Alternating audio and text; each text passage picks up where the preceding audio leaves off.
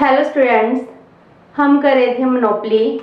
आज हम करेंगे मोनोपोली की एक नई feature discriminating monopoly. This question is also very important for the long questions. First of all, discriminating monopoly का मीनिंग क्या है? मोनोपोली जहां पर ओनली सिंगल वन सेलर होता है, ठीक है। वन सेलर है, पूरी मार्केट में वो ही प्रोडक्ट को सेल कर रहा है, तो वो क्या कर सकता है? अपने प्रोडक्ट की प्राइस डिफरेंट कंज्यूमर से डिफरेंट प्राइसेस ले सकता है। इसको कहते हैं डिस्क्रिमिनेटिंग मोनोपोली।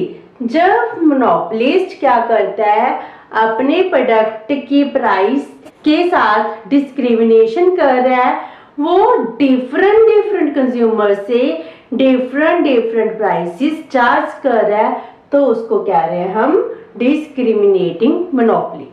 इसको कॉसोनियस ने कैसे डिफाइन किया है? He said price discrimination exist. जे कब एग्जिस्ट करता है?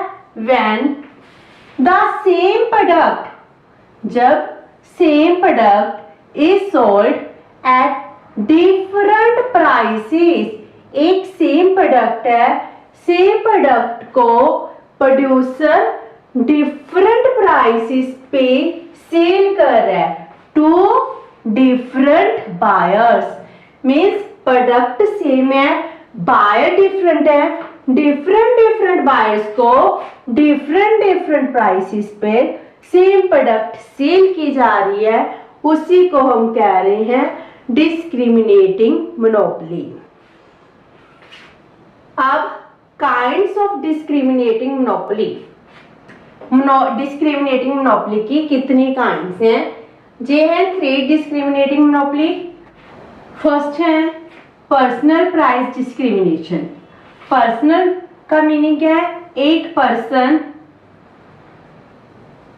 अपने पर्सनल लेवल पर प्राइस डिस्क्रिमिनेशन कर रहा है, ठीक है। मान लो कोई सर्जन, डॉक्टर है, एडवोकेट है, वो क्या कर रहा है? उसके पास कस्टमर आ रहे हैं जो उसको उसके नोन है, या फिर अवेयर कस्टमर है, उनसे कम प्राइस चार्ज करता है, और जो क्या है अननोन है या अवेयर नहीं है, उनसे ज्यादा प्राइस चार्ज कर लेता है।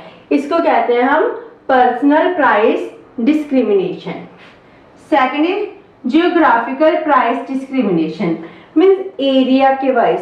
जैसे हम कोल्ड ड्रिंक की बोतल देखते हैं, एक सिंपल वाटर बोतल है या कोल्ड ड्रिंक की बोतल है, अगर प्लेन एरिया में वो ₹20 की है, लेकिन जब हम हिली एरिया में जाते हैं वो कितने की होती है? ₹25 की हो जाती है। मीन्स एक ही पानी की बोतल है, वो जहां पर प्लेन एरिया में 20 की है, वहां बाहर जाकर कितने की होगी? 25 की हिली एरिया में।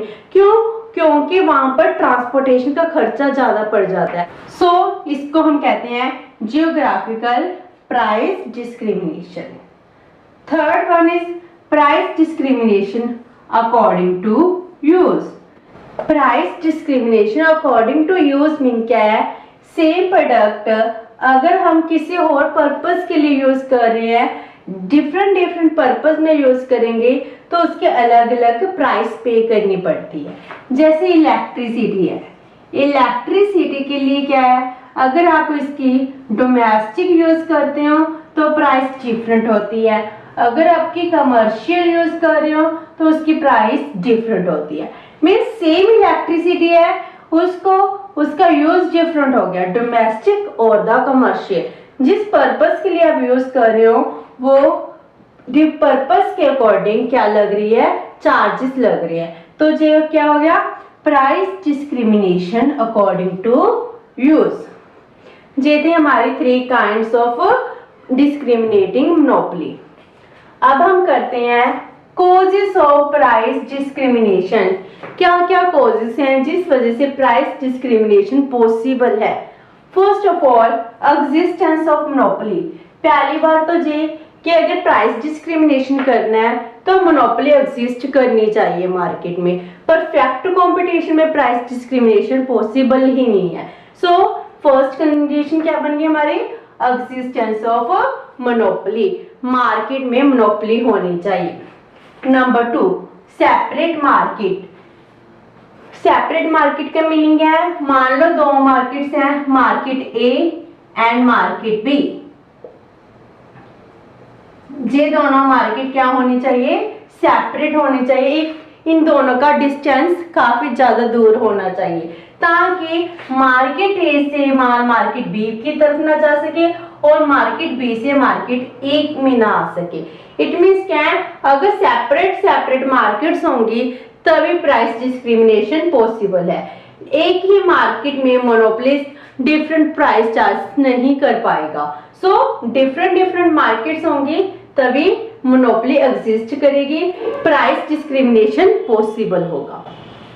Third one is difference in elasticity of demand. Means market A और मार्केट बी, दो मार्केट डिफरेंट होगी। अब अगर इन मार्केट में इलास्टिसिटी ऑफ डिमांड भी डिफरेंट होनी चाहिए। इलास्टिसिटी ऑफ डिमांड का मीन है, अगर किसी प्रोडक्ट को कंज्यूमर परचेज कर रहा है, वो कितनी डिपेंड करती है प्राइस के ऊपर। अगर प्राइस थोड़ी सी चेंज होती है, कंज्यूमर के बिहेवियर में कितना चेंज होगा, तो उसको हम मेजर करते हैं इलास्टिसिटी ऑफ डिमांड। अगर किसी प्रोडक्ट की इलास्टिसिटी ऑफ डिमांड क्या होगी, लेस होगी, तो उसके प्राइस ज्यादा चार्जेस किए जाएंगे। अगर इलास्टिसिटी ऑफ डिमांड हाई होगी तो उसके प्राइसेस क्या होंगे, कम चार्ज किए जाएंगे।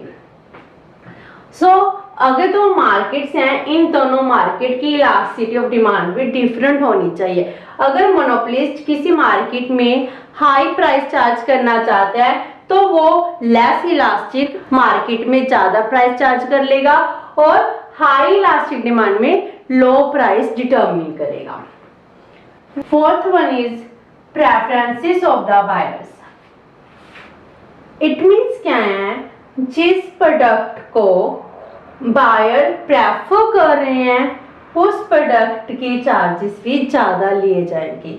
अगर कोई प्रोडक्ट है कंज्यूमर की फेवरेट है, मालूम है प्रोड्यूसर को अगर वो उस प्रोडक्ट को परचेज करेगा ही करेगा, तो उस प्रोडक्ट के प्राइसेस भी ज्यादा चार्जेस किए जाएंगे।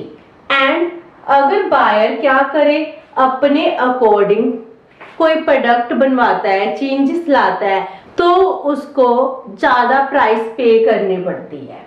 तो प्राइस डिस्क्रिमिनेशन पॉसिबल होगा अगर प्रोड्यूसर बायर के यूज के अकॉर्डिंग प्रोडक्ट को बनाकर दे रहा है।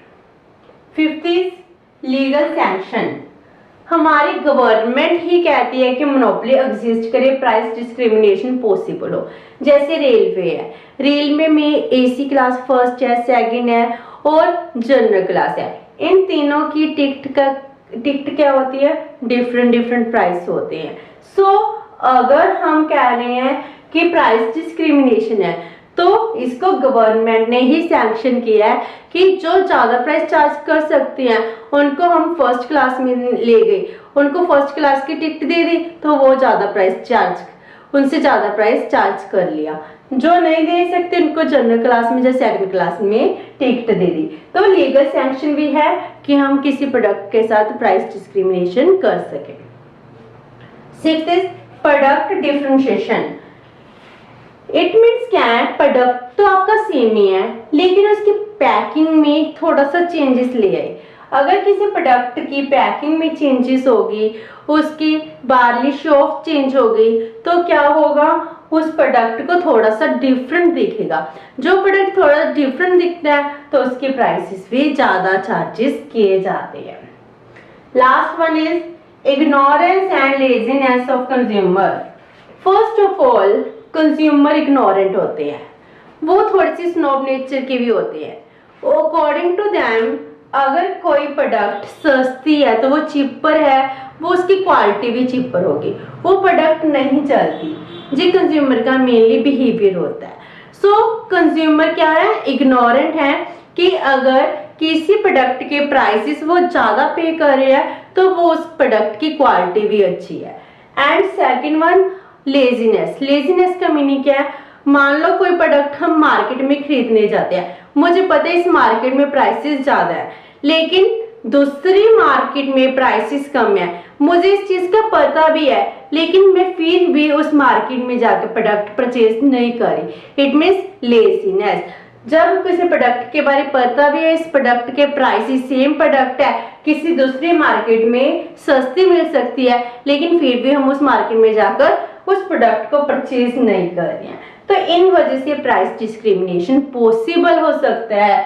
ये थे हमारे कॉजेस ऑफ प्राइस डिस्क्रिमिनेशन।